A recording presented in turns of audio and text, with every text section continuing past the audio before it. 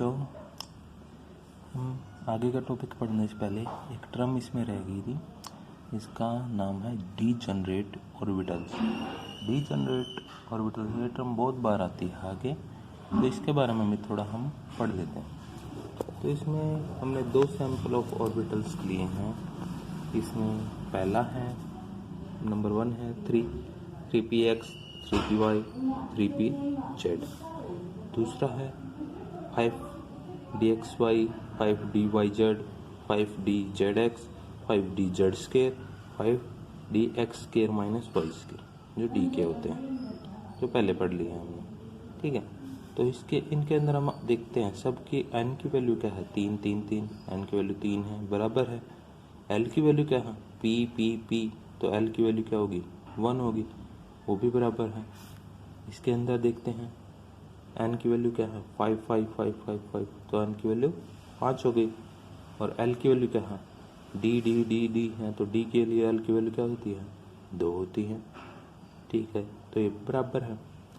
तो इस तरीके से जब n की वैल्यू इसके अंदर बराबर हो, l की वैल्यू बराबर हो, n और l की वैल्यू जब बराबर है तो उससे हमें क्या पता लगता है, n और l की वैल्यू हमें देते हैं किसी भी ऑर्बिटल या सब सेल की एनर्जी की वैल्यू। इसका मतलब क्या है कि 3px 3py और 3pz तीनों की एनर्जी बराबर है, और तीनों की एनर्जी बराबर है तो ये आपस में डीजनरेटेड ऑर्बिटल हैं, मतलब उनकी तीनों की एनर्जी बराबर है। इसी तरीके से 5dxy 5dyz 5zx 5zdz2 और 5dx2 माइनस y2, इन पांचों के n की वैल्यू और l की वैल्यू बराबर है, तो इन पांचों की एनर्जी भी बराबर है। और एनर्जी बराबर है तो इसी पांचों के पांचों सेल हैं ये डीजनरेटेड ऑर्बिटल्स हैं, इनको एक साथ में ही लिखा जाता है। ठीक है, इसको 5D से लिखा जाएगा। 5D के अंदर मतलब एक सब सेल के अंदर कितने आते हैं, 2 इलेक्ट्रॉन, तो 5D के अंदर आएंगे तो 5 दूनी 10, और इसके अंदर P वाले के कितने आएंगे, एक के अंदर 2 हैं तो 3 के अंदर 6। ठीक है, उसी तरीके F के अंदर कितने आएंगे, 14, और S के अंदर कितने आएंगे, S के अंदर सिर्फ 2 आएंगे क्योंकि उसके अंदर सिर्फ एक ही होता है वो, और उसके अंदर इस तरीके से बांटे नहीं जाते। ठीक है, तो इसके नीचे जो लाइनें हैं यही बातें खोल करके लिखी गई हैं कि उनकी वैल्यू के एनएल आइडेंटिकल है, तो हम जानते हैं कि जो एनर्जी की वैल्यू है किस पर डिपेंड करती है, एन और एल की वैल्यू पे। अगर एन एल और एल की वैल्यू बराबर है तो इनके एनर्जी भी बराबर होगी इनके ऑर्बिटल्स की, और एनर्जी बराबर होगी तो ये क्या कहलाएंगे, डीजनरेटेड ऑर्बिटल। तो इन तरीके कह सकते हैं कि 1 वाले हैं इस तीनों आपस में डीजनरेटेड हैं, और 2 वाले हैं ये भी आपस में डीजनरेटेड। अब नेक्स्ट टॉपिक है भाई हमारे नोड्स के बारे में हमने पहले पढ़ लिया था। ऑर्बिटल के बारे में हमने पढ़ा था, सारा पढ़ लिया ऑर्बिटल के बारे में, उसकी शेप क्या है, उसको कैसे काउंट करना, उसकी एनर्जी कैसे काउंट करनी है, सब पता लग गया। लेकिन ऑर्बिटल की एक उल्टी टर्म थी नोड्स, उसकी हमने डेफिनेशन पढ़ी थी क्या, जिस जगह पर इलेक्ट्रॉन के होने की प्रोबेबिलिटी 0 हो उस जगह क्या कहलाती है, नोड्स। सही बात है ना। तो इसको काउंट कैसे करें कि वहां पर एक ऑर्बिटल है उसके अंदर नोड्स कितने हैं, इसको काउंट कैसे करें। और तो इसके लिए हमने पहले भी पढ़ लिया था कुछ, लेकिन अब इसके अंदर दूसरे तरीके से पढ़ेंगे, प्रोबेबिलिटी डिस्ट्रीब्यूशन ग्राफ के जरिए। ठीक है, इस प्रोबेबिलिटी डिस्ट्रीब्यूशन ग्राफ के अंदर साई स्क्वायर जो कि प्रोबेबिलिटी को बताता है इलेक्ट्रॉन की, और आर ये बताता है रेडियस को। इसके n ऑर्बिटल ले लिया 1s, और इसके n की वैल्यू 1 होगी और l की वैल्यू 0 होगी। 1 के लिए n की वैल्यू 1 और s के लिए l की वैल्यू होती है 0।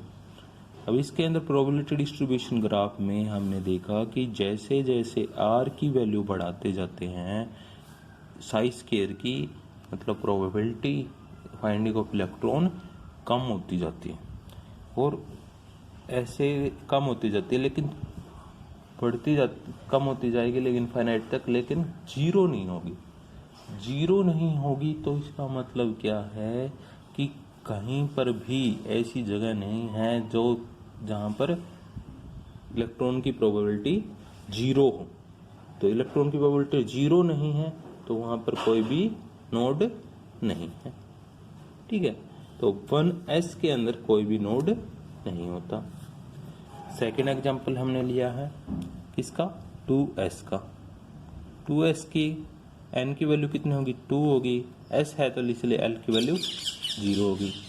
तो इसके अंदर हम देखते हैं कि जब r की वैल्यू बढ़ाते हैं तो एकदम से ये बीच में एक बार 0 आ जाती है। 0 आ जाएगी तो इसको क्या बोलेंगे, नोड हो गया एक, और फिर बढ़ेगी और फिर कम होती जाएगी और एक ऐसे ही पिछले की तरह कम होती जाएगी लेकिन इनफाइनाइट तक 0 नहीं होगी।